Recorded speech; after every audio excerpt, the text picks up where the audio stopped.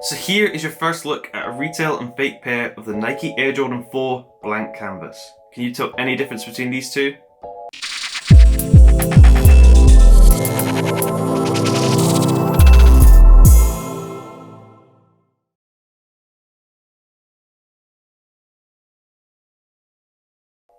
Hello and welcome back to the channel. Today I have another comparison video for you between two pairs of the Nike Air Jordan 4 blank canvas. So here we have two pairs. The right pair is the retail pair that was purchased directly from sneakers, and the left pair is the fake pair.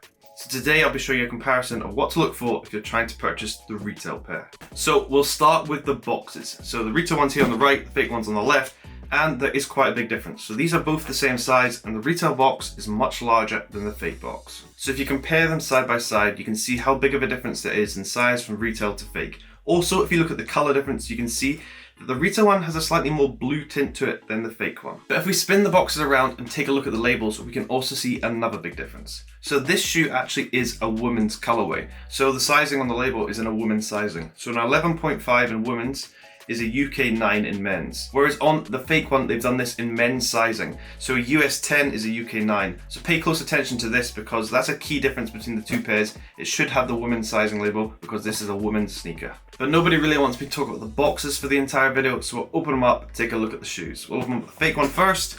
We have the 23 Jordan paper on the top. Open up the retail one. Once again, we have the Air Jordan 23 paper on top.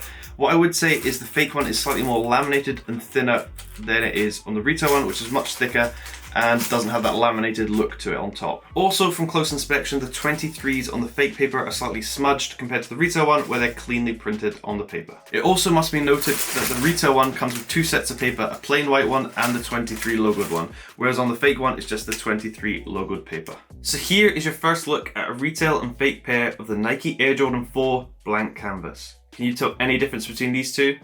So the first difference I'm going to point out between the two pairs is the actual upper material itself and the color difference between the two. So if I give you a close up here, you can see that there is actually a color difference between the retail and fake. On the retail one, the creamy blank canvas upper material is slightly lighter than it is on the fake one. On the fake one, it's a little bit more beige compared to the retail one, which has a much more creamy, almost towards the yellow side tint to it. And if you look further up the shoe and look at the laces, this is reflected here. On the fake one compared to the retail one, the lace color is very different once again, because on the fake one, they've done the laces to match the upper of the fake one, which is much darker compared to the retail one, where the lighter laces match the lighter material on the upper. Spinning the shoe around to the back and taking a closer look at the Jordan logo on the heel, we can actually see differences here once again. So if I give you a close up of this, you can actually see that the Jordan logo on the fake one is much thicker and it just looks a little bit overweight compared to the retail one, where it is the actual correct size for a Jordan logo. And then if we look at the tongues of both the shoes and take a look at the Jordan embroidery here once again, we can actually see on the fake one, the Jordan has a very skinny waist compared to the actual on the retail one, where it stays consistent once again. So I don't actually know if they're trying to flatter or insult Michael Jordan by these logos, but on the heel he's too big and on the tongue he's a little bit too skinny at the waist.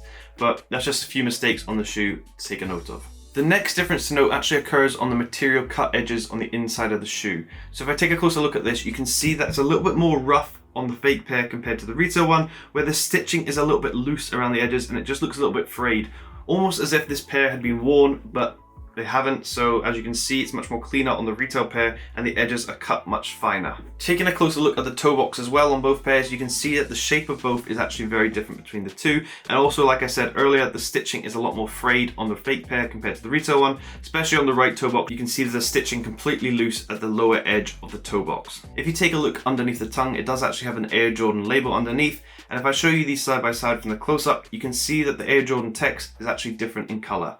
On the retail one, it's a light grey shade, where on the fake one, it's a much darker tone used for the text itself. So you can actually see colour differences between the two labels underneath the tongue. Spinning the shoe upside down, you can take a look at that distinctive colour pattern on the bottom of the sole. However, I don't actually know if the colour pattern varies between each shoe. What I would note is the difference between the two. On the fake one, the color pattern shapes are much sharper cut than it are on the retail one. On the retail one, they kind of blend in like camouflage, whereas on the fake one, they do have sharp edges and lines all over the colored patches on the bottom of the sole. Also, taking a look at the actual colors themselves, they do actually vary in brightness, especially on the Jordan logo on the bottom. You can actually see the color of blue is very different from retail to fake. The retail one having a much brighter blue compared to the fake one, which just looks a little bit dull and used. So now if we take a closer look inside the shoe, and I'll give you a close-up of both labels here. So like I said, for the boxes, the labels are very different once again inside the shoe. On the retail one, you can see it's a women-based shoe, so it has the US women's sizing. Whereas on the fake one, it says US 10, which is the men's sizing compared to a UK 9, because these are both size UK 9. However, because it's a women's shoe, look out for the women's label, and the fake one obviously has got this label incorrect. Also, if we take out the shoe tree from inside, you can see it's a cardboard cutout for the retail pair. And if I take out the fake one, you can see it is actually a cardboard cutout, but they've covered it in a loose paper as well. So we'll take that off and compare the cardboard shoe trees.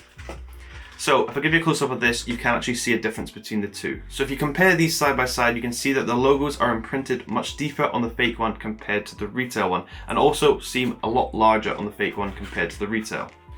Turning it upside down, you can see that on the retail one, it does say die-cut sock liner, whereas on the fake one, there is no such text. So just take a closer look at these if you are trying to authenticate. So you have to go into these details for certain shoes. So the same differences occur on the left sneaker as they do on the right one. However, the one I'm going to point out on the left one is actually the air bubble itself. And if you take a closer look inside the air bubble, you can actually see that the structure is very different from retail to fake. This might be quite hard to show up on camera, but I can assure you that the inside of the air bubble is very different if you look close enough. So if you now saw this pair out in public, would you be able to tell it's a fake pair? Let me know down below in the comments. And I hope this video has helped you if you are trying to purchase the retail pair. And thank you, please like and subscribe, it does help this channel grow, helps me do videos just like this one. And I hope you have an amazing day.